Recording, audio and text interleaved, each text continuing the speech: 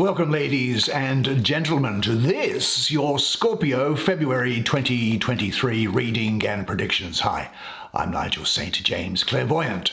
And if you would be interested to see what might be involved in having a one-on-one, personal, face-to-face clairvoyant experience with me, just check out the information below. Have a look at the website anyway, because I think you might find some interesting information there about clairvoyance and also about astrology. Now, as the subscribers know and love and affection always to the subscribers know that there are no video advertisements breaking into this content, so you get to enjoy the reading uninterrupted. Now, what we also know, don't we, subscribers, is that we only need to take 5 cards, because when we take 5 cards, they speak volumes to us, and they are very talkative, imparting information. There's the 7 of Swords for you, Scorpio. There's the 10 of Wands. What's coming here? There's the Ace of Wands. This is the 10 of Cups. And this is the Chariot. Ah, good. Everything turns out fine. Good for you. Well done. Now, as is our usual practice, why don't you come, sit down here next to me. We'll have a good close look at the imagery on these cards together while I do the reading for you. Now we're going to look at this first card, the 7 of Swords. Look, it's so at odds with everything else that's here. I think there's obviously a reason as to why we need to talk about it. And I think it is asking you to make sure that you... Well, before I give anything away on it, let's go through and analyze it, shall we? It's opposite the 10 of Wands, and it's sitting above the 10 of Cups. So it is the moon ruling the 3rd decan of Aquarius. Now, the emotions of the moon cloud the intellectual qualities of Aquarius. Now, mystically, with this number 7 here, I have an association with the feminine planet of Venus as well. And so Venus is clouding the intellectual qualities and weakening Aquarius as well. Maybe thinking that you have a lack of clarity. Maybe there's a sense of discouragement or despondency, or you have negative expectations about things. Now, this should not be you, and I think that there is a reason why this has come here to speak to you. Because there's a real danger, I think, that maybe you're feeling ineffectual, or that you should not put into action those things which are within you. In fact, where you are working beneath your own standards, or maybe doing just enough. You may be saying to yourself, look, everything seems to be clouded by a film or veil. I just don't know what I really want. Or, but it's just too good to be true. Or, I haven't the energy, there's no time, I'm already too old. Or, that's too much good at once. I could never cope with so much success. Maybe it's you're thinking to yourself, look, I'm just not going to be able to get the thing across, or it's simply too much trouble and it takes too long. Now, these literally destructive thoughts need not be taken seriously. The reality is very different to what your present perception of it is. Soon, you'll be able to laugh after your own doubts, this self-doubt which makes it seem that difficulties are insurmountable. Or maybe you're being distracted at a time you need to be focused. Because the moon is there, it could be subconscious doubts that dominate. But I think that this card has come up because it wants to have a conversation with you from source, which says this, that, look, the ideal situation for a man or woman to die is to have family members praying with them as they cross over. Now imagine, if you will, being on your deathbed And standing around your bed are the ghosts of the dreams, the ideas, the abilities, the talents given to you by life, and that you, for whatever reason, you never went after that dream. You never leaned in for that kiss. You never said those words. You never used those gifts. And imagine that they are standing around your being, looking at you with large angry eyes, saying, "We came to you, and only you could have given us life. And now we must die with your body forever." And imagine, if you will, what love, what words, what gifts will die with you. Their miscarriage is your bodily death. Do you know, the greatest wealth doesn't lie in the oil fields of the Middle East, nor in the gold mines of Australia. The greatest wealth is to be found in the cemeteries, the greatness we have never seen, the joy never passed on, the words of sweet love never spoken, the talents, large or small, never actualized. So, understand this. Your fears have nothing to do with reality. Wake up and see what's really happening. Go ahead. Explore.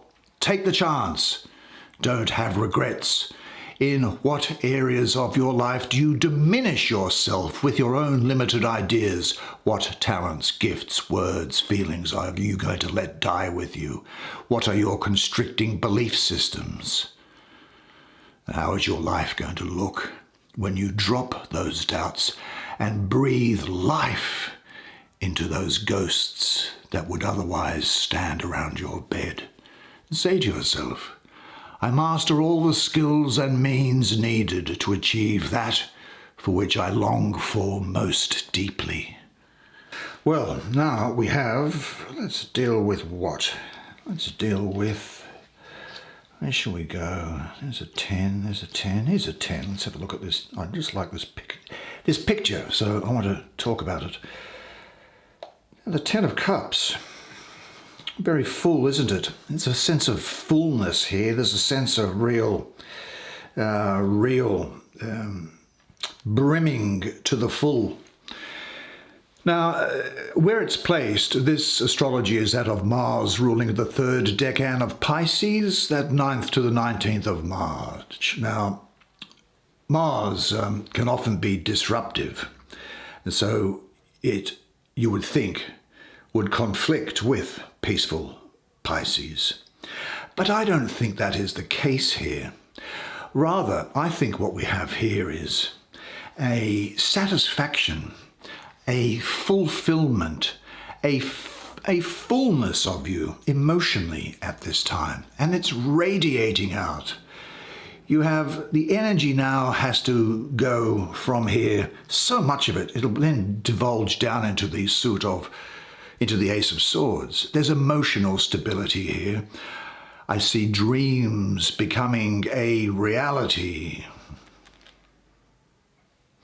I'll also say, because it follows on from that other card that was there, that there is a book of the Hebrew Bible, or the Old Testament, the first one. It's Genesis. And in chapter 1, verse 1, it says, "When God began to create heaven and earth." Well, now, of course, I'm not promoting religion as religion, but I do say that meditating on that, you will overcome feelings of doubt or panic or any thoughts of dread. That first sentence of that book is very powerful. Now, there is a great happiness that's with you, but the question is that is there a danger that this happiness could become fleeting, that it might move away, that it's going to be short-lived, even though it is full now? And And is it going to lose its ability to fulfill you? Now, I think things that can fall into that category, as an example, are consumer goods, for example. You can get sick of them, you get bored with them. You think they're going to make you happy, but then you get bored and you want to move on to the next thing. Now, in a relationship, it can refer to the loss of pleasure in what the relationship brings. Therefore, you either have to alter the dynamic of the relationship, or you need to move away from it. Now, as an example, you can imagine holding a cup underneath a faucet and the water fills the cup. If you don't alter the dynamic, the water then just spills over the edge. So what you need to do is make the cup larger and you can fill more in. It's not that you're not happy, but I have this sense of fullness here, and there's there's just the inkling I get that you've come to the end of what something has to offer. But I suggest that what you do, there's a great deal of emotional passion and vitality here, though. But the 10 is a long way from the Ace of Cups. So let things develop by themselves. Everything comes to you at the right moment. So what does this fullness that I'm speaking of mean for you in this situation? Maybe relax, close your eyes, and breathe deeply and calmly. Let a picture arise in you which shows you in a state of complete fulfillment. And repeat this exercise often and connect this feeling more and more with your reality. But say this to yourself at this time, because it is true. Life gives me all that I need to be happy. Now, there was another 10 around here somewhere, and oh, it's here. 10 of Wands. Interesting picture, isn't it? I think it's pretty hip, this art. Now look, this is Saturn ruling the third decan of Sagittarius, which is the 13th to the, what would it be, the 22nd of December, I suppose. Now, as you would know, Sagittarius likes to expand and express its optimism and its spiritual side. Well, Saturn, among other things, look, Saturn gets a bad rap, I think. People often assume that Saturn is, excuse me while I just bash my head on the thing there. Who would I sue? Saturn gets a bad rap, you know, as being the great malefic of the zodiac. Well, it also has a lot of good things to do, but Saturn is actually about restriction. The reason why it's about restriction is because it wants to make sure that you maintain the right soul path for you, even though your ego wants to take you in different directions. And of course, because we are all children at heart and don't understand we have a soul purpose to be here, we want to pursue those things which don't necessarily conform to the soul purpose. And so we see Saturn being restrictive and repressive. Well, anyway, putting that aside for the moment, I will say that, you know, the archetype of Saturn is about repressing the expansive nature of Sagittarius here. And, you know, with this influence of Saturn in Sagittarius, there is arguably a problem. Sagittarius is spiritual, swift, light, elusive and luminous. And Saturn, as I say, is material, slow, heavy, obstinate and sometimes obscure. And the whole picture can sometimes suggest oppression and repression. It's a stupid and obstinate cruelty you feel about something from which there's no escape. There's repressed feelings you might have, or a feeling that your energy is being held back. Maybe you're being overburdened by something, taking on too much. Well, you do always give so much of yourself, don't you? And I think now maybe you might be feeling the pressure. You might feel as if you have no control over circumstances or a victim of your own success, but I can tell you that things are coming on in the background here which are going to bring you back into the successful path.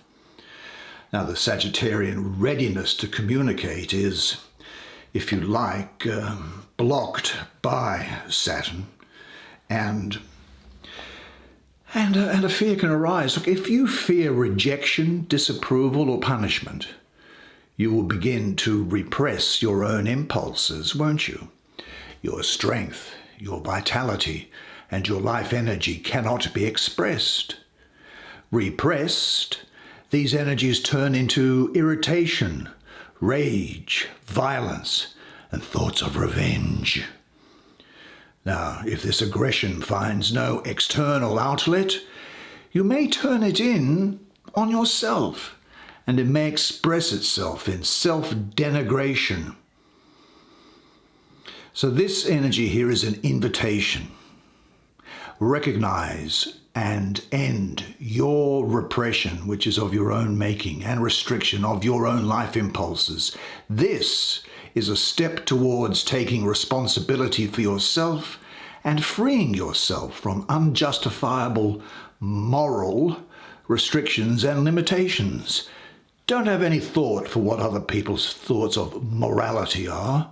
Follow your true heart, provided it's conforming to law. See, what I'm concerned about is you might begin to lose faith in yourself and in your ability to get what you want. Remember, you are to get what you want. You have things to do. You are to breathe life into those talents which have come to visit themselves upon you. And because sometimes this repression can represent an actual person putting someone down or dominating their spirit. Yeah. Sometimes you might also ask yourself whether you want to waste any more time in a conflict you cannot win and just cut your losses. Now, whether you are consciously repressing yourself or not, recognize that there is much more which you would like to express, experience, enjoy, and celebrate. Dare. Do. There are some things you have always wanted to say to certain people. What are those things, and who are those people? You can, for the time being, just for yourself, express those things right now. Now, what is your life going to be like when you are ready to free yourself? Say this to yourself. I have the right to follow my feelings and life impulses. But then, how good are these final two cards for you? Let's deal first with the ace. That's in the, well, you've got the ace and the 10. And so I'm happy that that's going to be sorted out. And this is saying what? I think what this is doing is, well, actually, Leo, Cancer, and Virgo are liable to be important to you here. You have high, strong transformation and energy coming with you. There's a creative spark with you. I think you'll have a new start. It could also well be a passionate union going on here because your vital life force is really surging. Do you know, if all obstacles are out of the way, renewal in all areas and levels of your life is going to take place. The revitalizing power fills your entire being with new light. Now it is important for the free-flowing energies to have a creative outlet. You can use the energy only if you have a goal towards which you can direct it. The next step, after releasing the blocks, is to find the right framework in which to set this energy to work. You are full of power and energy. Engage fully in discovering where and how you can and want to use it. This does represent a time in your life when you have a breakthrough moment. And it's a breakthrough moment of insight, and you're going to feel inspired and motivated to move your life forward. Now, I do see that I think there's an opportunity going to open up for you. And you have the possibility of tapping into your hidden potentials here. It's a perfect time to draw upon your imagination and make your dreams come true. Don't let this card down. Now, what attracts you to doing the things that you like most? What gives you the most pleasure? In what framework could you realize your dreams? Say to yourself, I express my energy and power openly. And that only leaves us, I think, to the child of the power of waters, the Lord, or in this case, the Lady of the triumph of light. And here she is holding rein on these two animals. Look, this is really a symbol for victory for you. It is the moon ruling Cancer with Jupiter exalted. Jupiter, that really fortunate planet that brings expansion, that brings good luck, that brings prosperity. And this is speaking to me for you of victory over adversity. And that adversity may even be from within yourself. You've come through a difficult period, I think. And now is the time that you are going to overcome things. This is a turning point for you. And what's important is that you are going to have the courage to do things. You're going to have the courage to act. So those ghosts that came to speak to you, they are going to have life breathed into them. You are going to have success over previous negative patterns. I think there could well be a focus on self-discipline. Interestingly, I think there's also around here rest and just thinking about things. But you will be moving forward towards, you're going through the process of planning. You're planning out the way to move forward, and you're about to step on that forward, that new road. It's almost as if you have gone through the process of paving the road, and now you're about to drive the chariot along the road towards your higher goals, but remaining centered and protecting yourself. Now, I think that the energy here is one which speaks of imminent new beginnings. It can point to a journey or the start of a new phase, like a relationship or a living situation or a job, some new phase that's going on in your life. But I don't think that anything should be decided hastily. Everything, I think, at the moment requires exact examination and preparation by you. But once all the groundwork is done, the new start should not be put off unnecessarily, because everything here points to favorable developments. Yes, this is really speaking about victory after using your inner drive and willpower. Look, the oncoming change promises to lead to a positive phase of your life. Ready yourself. Put your affairs in order. Examine the possibilities. You're going to leave a lot behind. What area of your life will be changing? Are you ready to ring out the old and ring in the new? Seek or create for yourself a loving, secure environment. There you can plan the change or journey. Now, I've got to tell you that I think your body also needs attention and activity now. Probably agree with me there. It's coming through quite strongly. Say this to yourself: I motivate others positively. I am responsible for what I cause. I am responsible for what I fail to do. I accomplish things well and with ease, and I am putting my life in order and preparing for the new beginning. Well, what a particularly great spread of cards for you. Fascinating. Good job, you. Gee, that was very, very interesting, I thought. I hope you enjoyed it as much as I enjoyed providing it to you. And some great things happening for you this month, some great things. And don't you deserve it? Now, of course, until I see you again, remember one thing and one thing only, and it is this, that you are a legend. and I look forward to seeing you again next month. And until then, it's bye for now.